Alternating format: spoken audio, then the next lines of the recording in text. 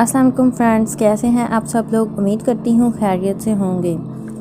ماحول، موسم اور معمولات انسانی زندگی کو ہمیشہ سے متاثر کرتے آئے ہیں۔ موسم خواہ کوئی ہو، اس کے اپنے تقاضے ہوا کرتے ہیں۔ یوں تو ہر موسم کے اثرات بعد سے بچاؤ ضروری ہوتا ہے، لیکن برسات کے موسم کی الجھنوں اور خطرات سے بچنا از حد لازمی ہوتا ہے، کیونکہ اس موسم میں ذرا سی لاپرواہی ہمیں موت کے منہ میں دھکیل سکتی ہے۔ بارشوں کے ٹھہرے ہوئے پانی کی سڑن، بو اور تعفن انسانی صحت کے لیے کافی مضر ثابت ہوتے ہیں۔ علاوہ سے مچھر اور مکھیاں امراض سے آلودہ جراثیم، وائرس اور بیکٹیریا کو انسانوں میں منتقل کرنے کا کردار بخوبی نبھاتے ہیں۔ موسم برسات میں موسمی اور وبائی امراض کے حملہ آور ہونے کے خطرات اور بھی بڑھ جاتے ہیں۔ پانی، جو ہر ذی روح کی پہلی اور بنیادی ضرورت مانی جاتی ہے، اگر اسی کے استعمال میں بے توجہی برتی جائے تو فوڈ پوائزننگ، اسہال، ہیضہ اور پیچس جیسے موذی اور مہلک امراض حملہ آور ہوکر زندگی کو خطرے میں ڈال دیتے ہیں۔ انتڑیوں میں انفیکشن کی کیفیت پیدا ہوکر سوزشی علامات ظاہر ہونے لگتے ہیں۔ ہلکی سی غذاؤں، بد احتیاطی سے ہی فوڈ پوائزننگ، پیچس، اسہال اور قحط جیسے عوارض لاحق ہونے کے امکانات میں اضافہ ہونے لگتا ہے۔ موسمی اور وبائی امراض کے پھوٹنے کی ایک بڑی وجہ فضائی آلودگی بھی ہوتی ہے، جو خورد و نوش کی اشیاء کو جراثیم، وائرس اور بیکٹیریا سے آلودہ کر دیتی ہے۔ جراثیم، وائرس اور بیکٹیریا کو ایک جگہ سے دوسری جگہ منتقل کرنے کا سب سے بڑا ذریعہ مکھیاں ہیں۔ یوں زہریلے جراثیم، وائرس اور بیکٹیریاز غذا کے راستے معدے میں جا کر فوڈ پوائزننگ کا باعث بن جاتے ہیں۔ فوڈ پوائزننگ سے ہیضہ، پیچس اور اسہال جیسے موذی اور مہلک امراض کی راہ ہموار ہوتی ہیں۔ ہیضہ اور اسہال دو ایسے جان لیوا مرض ہیں، اگر ان کے علاج معالجے میں ہلکی سی کوتاہی کا مظاہرہ کیا جائے تو انسان جان سے ہاتھ دھو بیٹھتا ہے۔ اسہال اور قے آنے کی علامات، بالخصوص برسات کے موسم میں اس طرح کی کسی بھی علامات کو معمولی ہرگز خیال نہیں کیا جانا چاہیے، بلکہ قبل از وقت مرض سے بچاؤ کے اقدامات پر عمل پیرا ہونے کے ان کے حملے سے بچنے کی تدابیر کر لینی چاہیے۔ موسم برسات دیگر موسموں کی نسبت زیادہ تکلیف دہ اور خطرناک ثابت ہوتا ہے۔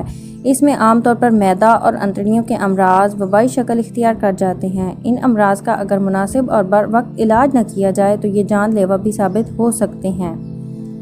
ان تمام امراض میں سے فوڈ پوائزننگ ایک ایسا مرض ہے جو ہلکی سی بے احتیاطی اور لاپرواہی سے ہی حملہ آور ہوکر نہ صرف انسانی صحت کو خطرے میں ڈالتا ہے، بلکہ ہیضہ اور اسہال جیسے موذی امراض کے لیے راہیں ہموار کر دیتا ہے۔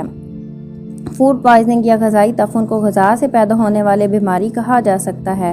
یہ حفظان صحت کے اصولوں سے روگردانی کرتے ہوئے ناقص اور آلودہ خوراک کھانے کے نتیجے میں معدے اور انتڑیوں میں خرابی پیدا ہونے سے رونما ہوتی ہے۔ اس بیماری کا سبب بننے والے عام اسباب کے ساتھ ساتھ مختلف قسم کے بیکٹیریاز، وائرس، جراثیم اور تفصیلیں شامل ہوا کرتے ہیں۔ بعض اوقات غذا میں شامل کیمیائی اجزاء زہریلے ہوکر فوڈ پوائزننگ کا باعث بھی بن جاتا ہے۔ ایسا عام طور پر غذا کو نامناسب طریقے سے پکاتے ہوئے یا غیر محفوظ طرز پر رکھی گئی حالت میں ہوتا ہے۔ آلودہ اور ناقص غذا کھانے کے بعد فوڈ پوائزننگ کا دار و مدار غذائی تعفن کی شدت، قوت مدافعت اور آپ کی عمر و بدنی حالت پر ہوتا ہے۔ جو آدمی جس قدر کمزور قوت مدافعت کا حامل ہوگا، وہ اسی قدر جلد مرض کی لپیٹ میں آ جایا کرتا ہے۔ اس کے لیے ہمیں احتیاطی تدابیر جو اختیار کرنی ہوں گی وہ کیا ہوں گی کہ ماہرین کے مطابق فوڈ پوائزننگ اور دیگر وبائی بیماریوں سے بچاؤ اور انتڑیوں کے امراض سے محفوظ رہنے کے لیے ضروری ہے احتیاط کا دامن سختی سے تھاما جائے، کچن میں مکمل اور بہترین صفائی رکھی جائے، تمام استعمال کی جگہ احتیاط سے صاف کی جائیں، برتنوں کو گرم پانی سے دھو کر مکھیوں سے بچا کر رکھا جائے، کوڑے والی ٹوکری کو صاف اور ڈھانپ کر رکھا جائے، گوشت وغیرہ فریج میں کچا نہ رکھا جائے۔ اسی طرح گوشت پکاتے وقت خصوصی طور پر دھیان رکھا جائے کہ بیکٹیریا وغیرہ مر جائیں۔ کھائی جانے والی تمام کچی اور پکی غذاؤں کو مکھیوں کی پہنچ سے دور رکھنا چاہیے۔ اب ہم جانتے ہیں کہ یہ ہیضہ کون سی بیماری ہے اور کیسے ہوتی ہے۔ یہ متعدی مرض ہے جس میں آبی قسم کے پتلے دست اور قے شدت سے ہوتے ہیں، یا پھر ہیضہ وہ شدید مرض ہے جس میں فاسد اور غیر مواد قوت دافعہ کے زور سے متحرک ہوکر معدہ سے قے اور آنتوں سے دستوں کی صورت میں شدت کے ساتھ خارج ہوتے ہیں۔ اس کے اسباب میں کیا آتا ہے؟ طب مشرق کے مطابق یہ مرض شدید قسم کے سوہضم ناقص غذا یا سمی غذا سے ہوتا ہے۔ اس کے علاوہ اخلاط فاسدہ سے بھی یہ مرض ہو سکتا ہے، اور طب جدید کے نظریے کے مطابق یہ مرض مخصوص قسم کے جراثیم کولرا وائبرو کی وجہ سے بھی ہوتا ہے۔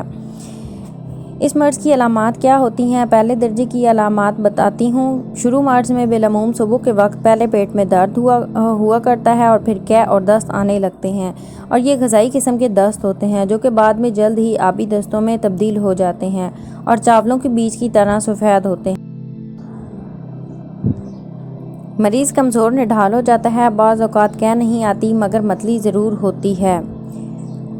درجہ دوم کی علامات کیا ہوتی ہیں؟ مرض میں شدت ہو جاتی ہے، جسم سے قے اور دستوں کی صورت میں پانی بکثرت خارج ہونے کی وجہ سے بے چینی کمزوری بڑھ جاتی ہے، چہرہ پیلا ہو جاتا ہے اور آنکھیں اندر کو دھنس جاتی ہیں، لب اور زبان خشک ہو جاتے ہیں اور پیاس شدید ہوتی ہے، جسم ٹھنڈا ہو جاتا ہے، خون کا دباؤ نقطہ اعتدال سے گر جاتا ہے، پیشاب کم ہو کر بالکل بند ہو جایا کرتا ہے، اس درجہ میں جسم ٹھنڈا ہو جاتا ہے۔ اور درجہ سوم کی علامات: اگر مریض دوسرے درجے سے بچ نکلے تو اس کی حالت درست ہونے لگتی ہے، قے اور دست کم ہو جاتے ہیں اور پیشاب آنے لگتا ہے، نبض اور خون کا دباؤ بہتر ہونا شروع ہو جاتا ہے، جسم کا درجہ حرارت بڑھنے لگتا ہے، مریض تندرستی کی طرف گامزن ہو جاتا ہے۔